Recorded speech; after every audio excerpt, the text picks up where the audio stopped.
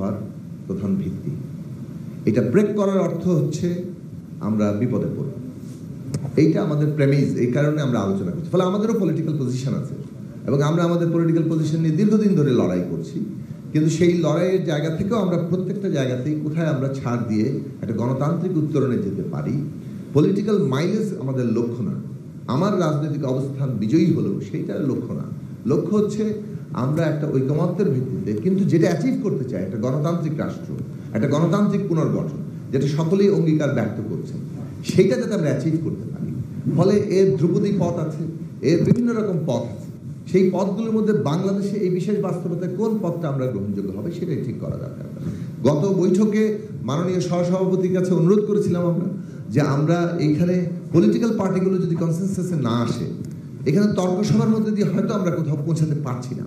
সে কারণে আমরা একটা উদ্যোগ নিতে চেষ্টা করেছিলাম যে আমরা কিভাবে নিজেদের মধ্যে আলোচনা করতে পারি। এবং আমার ধারণা যে আমরা নিজেরা কিছু কথা বলেছি, আরও পলিটিক্যাল পার্টিগুলো নিজেদের মধ্যে কথা বলেছেন, আমাদের কথা পুরো শেষ হয়ে উঠতে পারে নাই। এবং আমরা মনে করি যে এখানে সকল রাজনৈতিক দলের সাথে কথা বলা দরকার, গুরুত্বপূর্ণ স্টেক হোল্ডারদের সাথে বসা দরকার। এবং সেই বসার জায়গাটাতে অনেকটাও, যদিও আমরা আজকে এই মুহূর্তে এসে মনে হচ্ছে 1 ঘন্টা আগেরও পরিস্থিতির চাইতে যে আমরা অনেকটা কাছাকাছি পৌঁছেছি। আমাদের বিবেচনায় পরিষ্কার বিষয়, জুলাই সনদ তৈরি হয়েছে, জুলাই জাতীয় সনদ। তার এই জুলাই সনদ বাস্তবায়নে আগামী জনপ্রতিনিধিরা বাধ্য থাকবে। এটা ঠিক বাইন্ডিং না নেক্সট পার্লামেন্টকে, কি করা যাবে না এটা কোনো পার্লামেন্টকে বলা যাচ্ছে না। করা জনপ্রতিনিধিরা বাধ্য থাকবেন সেরকম একটি আইনি বাধ্যবাধকতার জায়গা তৈরি হওয়া দরকার। এটা 1 নম্বর, এটা দিয়ে আলোচনা শুরু হয়েছে। 2 নম্বর জায়গা হচ্ছে যে এই জুলাই জাতীয় সনদ একটা গণভোটের মধ্য দিয়ে এর পক্ষে যে জনগণের অবস্থান এবং এর যে মানে পিপলস ভার্ডিক্ট যাকে বলে, এর যে উইল অফ দি পিপল, সেইটা প্রতিষ্ঠিত করা দরকার। আমাদের বিবেচনায় আমরা যতটুকু আলোচনা এগিয়েছি তাতে কনকারেন্ট মানে জাতীয় নির্বাচনের দিনে একই দিনে এই গণভোট হলে এটার তুলনামূলক গ্রহণযোগ্যতাটা বেশি। ফলে একই দিনে এই জুলাই জাতীয় সনদের পক্ষে হ্যাঁ না ভোট এবং একই দিনে জাতীয় নির্বাচন, এইটা এখানে মানে যদি হয় তাহলে এইখানে সমাধানের একটা জায়গা তৈরি হয়। তৃতীয় বিষয়, যে অনেকেই প্রশ্ন তুলতে পারেন যে জুলাই জাতীয় সনদের পক্ষে হ্যাঁ না, যেটা একটু আগে হামিদুর রহমান আজাদ ভাই বললেন, যে ওইটার ভেতরেই কিন্তু সলিউশন আছে।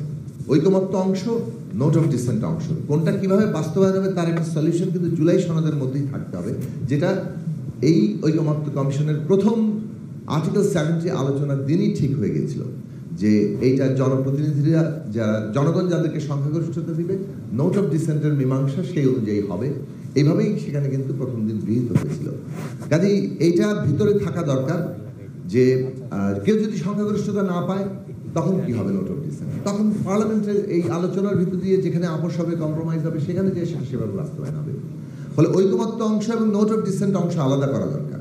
পলিটিক্যাল পার্টিগুলোর উদ্যোগ নেওয়া দরকার কত বেশি নোট অফ ডিসেন্ট কমিয়ে আনা যায়।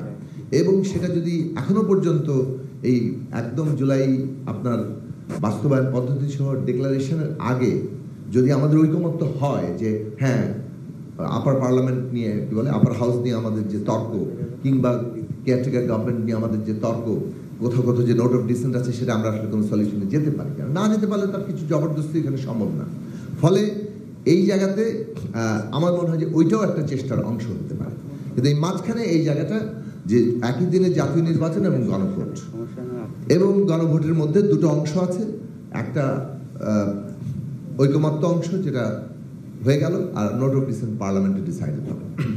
থার্ড থিং, যা কিছু পার্লামেন্টে গ্রহণযোগ্য হবে সেটা টেকসই হবে কিনা, যেটা একটু আগে জাভেদ রাসিন বললেন, ওইটা টেকসই হওয়ার ব্যবস্থাটা কি, সেইটা অ্যামেন্ডমেন্ট হলে যে টেকসই হবে না, এই কথা বহুবার আপনাদের এখানে উপস্থাপন আমরা করার চেষ্টা করেছি। এখন গণপরিষদ করলে তার যে এখতিয়ার হয়, গণপরিষদ নির্বাচিত এখতিয়ার পূর্ববর্তী যে কোনো কিছু বাতিল করে দিতে পারে।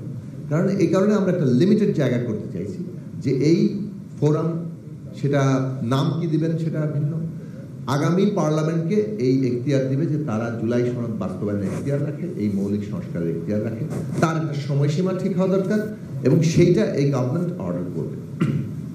আগামী পার্লামেন্টে সেই নামকরণও সে কারণে ঠিক হওয়া দরকার। সে বিষয়ে আপনাদের সাথেও একটু আলাপ আলোচনা আপনারা করেছেন যে 12th পার্লামেন্ট আর 14 পার্লামেন্টের চাইতে 13 পার্লামেন্ট যে একটা বিশেষ পার্লামেন্ট, এই পার্লামেন্ট যে একটা এই ধরনের একটা সংবিধানকে মৌলিকভাবে পরিবর্তন করলো, সেইটার যদি বিশেষায়িত না হয় তাহলে এটা গুরুত্ব ওই গুরুত্ব থাকবে না জনগণের অধিকারের জায়গা থেকে, জনগণের ক্ষমতার জায়গা থেকে। তো সুতরাং সেই নামটাও করা দরকার। এবং এই তিনটা জিনিসই আমাদের বিবেচনা, এটা ব্যক্তিগতভাবে ধরুন আমাদের দল আমরা এটা মনে করি যে এই যে গভর্নমেন্ট যেটা জনগণের উইলের উপরে গড়ে উঠেছে, আবার একই সাথে সে একটা কনস্টিটিউশনাল কন্টিনিউটিরও একটা চেষ্টা করেছে, সে এই অধীনে শপথও নিয়েছে, এই ডুয়ালিটি তার আছে। সে এই অর্ডার দিতে পারে, এই অর্ডার ভবিষ্যতে কোন কোর্টে চ্যালেঞ্জ হওয়ার আগেই পার্লামেন্ট হচ্ছে এবং পার্লামেন্ট সেটা র্যাটিফাই করলে এসব কোর্টের আলোচনাটা আর এখানে আসছেই না।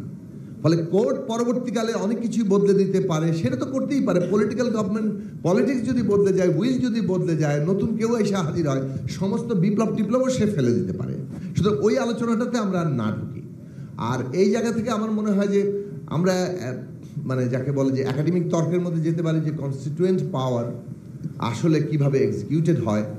আমরা এটুকু মানি যে ডিফ্যাক্টো কনস্টিটিউয়েন্ট পাওয়ার ডিফ্যাক্টো সবসময় পিপলের কাছে। People is the only de facto constituent power. পিপলের পাওয়ার বিভিন্ন জায়গায় কি বলে যেতে পারে, যখন জনগণ প্রতিনিধিদের মাধ্যমে দেয়, জনগণ কনস্টিটিউশনকে অনুমোদন করে, সেই কনস্টিটিউশনের মাধ্যমে বিভিন্ন জন ক্ষমতায়িত হয়, জনগণের ক্ষমতায় বিভিন্ন জায়গায় ক্ষমতায়িত হয়। এটাই একমাত্র গণতান্ত্রিক ব্যবস্থার শর্ত।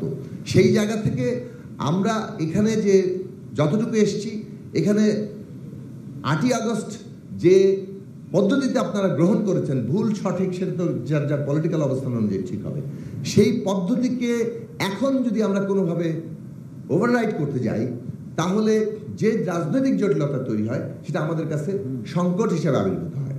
কাজেই 8ই আগস্টের ভুল অথবা সঠিক যেভাবে মনে করুন, সেইটাকে একসেপ্ট করেই ম্যাক্সিমাম পসিবল অ্যাচিভমেন্ট কীভাবে হওয়া সম্ভব, সেই জায়গাটা তৈরি করাটা আমরা কনসেনসাস অথবা এখনকার জনের একটা গণতান্ত্রিক এবং কি বলে যে সংকটহীন সমাধান, শান্তিপূর্ণ সমাধানের পথ হিসেবে।